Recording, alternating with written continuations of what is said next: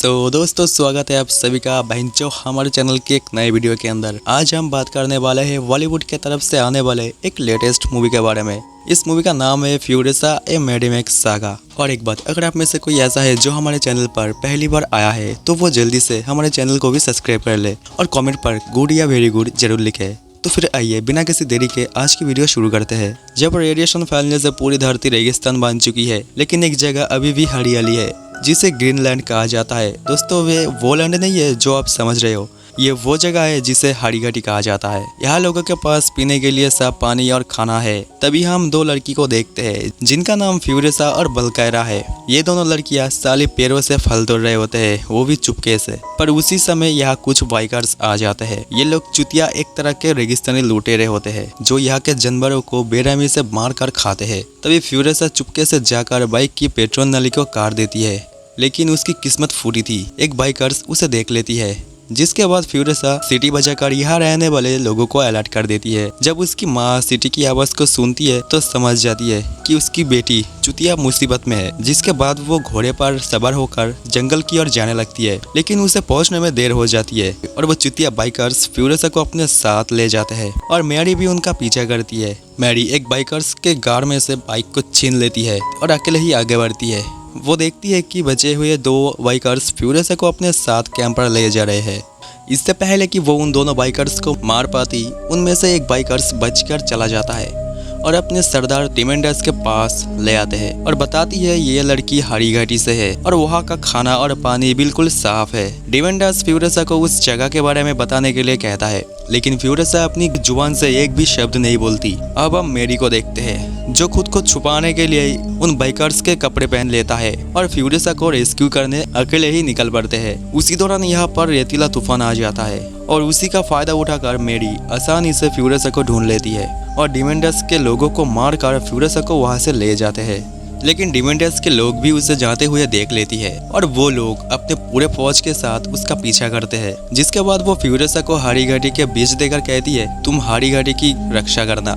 अब फ्यूरियोसा वहां से चले जाते हैं। उसके जाने के कुछ समय बाद डिमेंडर्स उसे ढूंढ लेती है। मैरी के साथ उनका जंग छिड़ जाता है। मैरी का ही रेडर्स को मार देती है, लेकिन जल्दी ही उसे बंदी बना लिया जाता है। फिर ये लोग मैरी को एक पेड़ में लटकाकर उसके पिछवाड़े के नीचे धीमी आंच में आग जला देती है। लेकिन फिर भी मैरी उन्हें हाड़ीघाटी के बारे में कुछ भी नहीं कहता। उधर फ्यूरियोसा भी अपनी माँ को लेने के लिए वापस आ जाता है। फिर डिमेंडर्स उसे पकड़ लेती है और कहती है, अगर तुम हमें हाड़ीघाटी के बारे में बताओगे तो मैं तुम्हें और तुम्हारी माँ को छोड़ दूंगा। लेकिन मैरी उन्हें कुछ भी बताने से मना कर देती है। गुस्से में ये लोग मैरी को जिंदा जला देती है और फ्यूरियोसा को बंदी बना लेता है। अब एक दिन डिमेंडर्स खाना और पानी के तलाश में भटक रहा होता है। तभी उसके सामने एक चूतिया टाइप का दिखने वाला एक जंगबाज आ जाता है।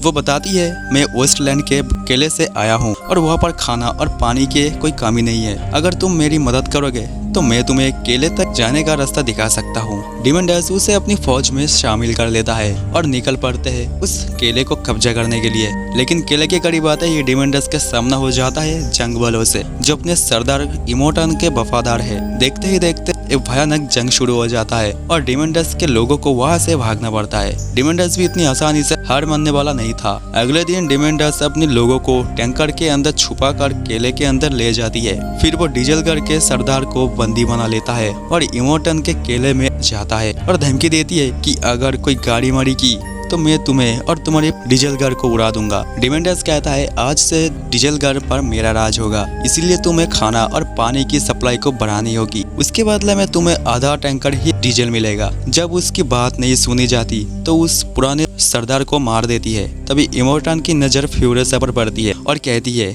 मैं तुम्हारी शिपमेंट को बढ़ा दूंगा, लेकिन उसके बदले में मुझे ये लड़की चाहिए ताकि ये जवान होकर मेरे लिए बच्चा पैदा कर सके। दोस्तों असल में ये आदमी बहुत ही चुतिया टाइप का है। फिर उसके लोग फ्यूरियोसा को एक रूम में ले जाता है जहाँ पर और भी औरतें कैद थी और इनका इस्तेमाल फायदा जमा कर बच्चा पैदा करने के लिए किया जाता है। अब कहानी कई साल आगे चली जाती है और हम देखते हैं कि इमोटन एक ऐसी टैंकर बना रहा है जो कई सारे हथियार से लैस है और ये टैंकर किसी भी हमले का सामना कर सकता है। और इस टैंकर को बनाने में फ्यूरियोसा भी उसकी मदद कर रही है, जो लड़के का भेष रखकर उसके बीच छुपी हुई है। असल में उसका प्लान था ये टैंकर के तैयार होते ही यह से भागने का। अब जब टैंकर बनकर तैयार हो जाता है तो हम सबसे कबील ड्राइवर जैक को देखते हैं जो डीजल घर जा रहा था। फ्यूरियसा भी टैंकर के नीचे छुपा था। अब टैंकर जब दुश्मन के इलाके से गुजरती है तो कुछ लुटेरे उन पर हवाई हमला करते हैं, जिससे टैंकर के साथ चलने वाले बहुत से गार्ड मारे जाते हैं। तभी एक बाइकर्स फ्यूरियसा पर भी हमला कर देता है। फ्यूरियसा भी अब लड़ाई करना शुरू कर देता है और उन लुटेरों को मारने में जैक की मदद करती है। तभी अचानक उसकी हेलमेट नीचे गिर जाता है और जैक देखता है फ्यूरियसा एक लड़की है जो अपनी भेष बदल कर यहाँ से भाग रही है।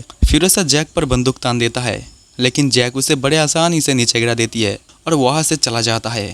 फ्यूरियसा सारा प्लान चौपट हो जाता है, जिससे वो काफ़ी दुखी हो जाती है। तभी वो देखती है कि जैक उसकी ओर आ रहा है। वो कहता है कि मैं तुम्हारी लड़ाई देखकर खुश हूँ, तुम मेरे साथ हो जाओ और फिर तुम्हारा जो भी इच्छा है उसे पूरा करने में मैं तुम्हारा साथ दूंगा। वो मान जाता है।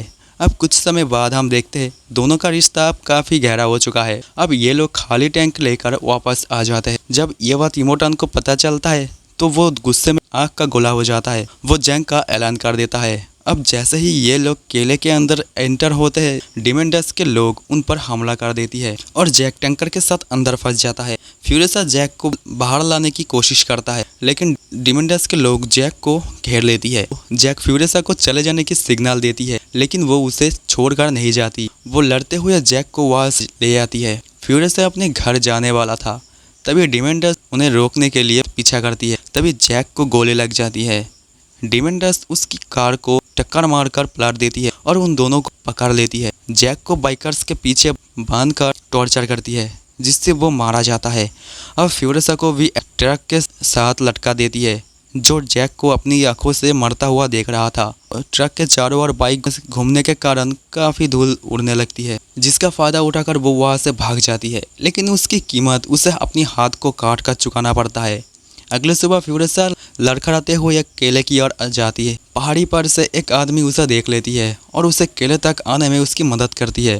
फ्यूरियसा इमोटन को बताती है डिमेंडस इस केले को कब्जा करने के लिए आ रहा है। इमोटन भी अपनी फौज को तैयार करते हैं। इन दोनों के बीच भयानक युद्ध शुरू हो जाती है और यह जंग पूरे 40 दिन तक होती है। अब हम फ्यूरियसा को देखते हैं जो अपने हाथ के कट जाने से वो एक आर्टिफिशियल हैंड का सहारा ले रही है। तभी उसे पता चलता है कि डिमेंडस के लोग मैदान छोड़कर भाग रहे हैं। फ्यूरियसा उसे ढूंढ लेती है, लेकिन वो भागने की कोशिश करता है, लेकिन फ्यूरियसा उसे फिर से ढूंढ लेती है। वो समझ जाता है उससे बच पाना मुश्किल है, इसीलिए अब वो सरेंडर कर देती है। फ्यूरियसा उसे याद दिलाती है मैं वही लड़की हूँ जिसकी माँ को तुमने जिंदा जला दिया था। फिर वो उसे पेड़ के साथ लटका के धीमी आंच में पकाने लगती है। अभी भी उसे जान से नहीं मारते।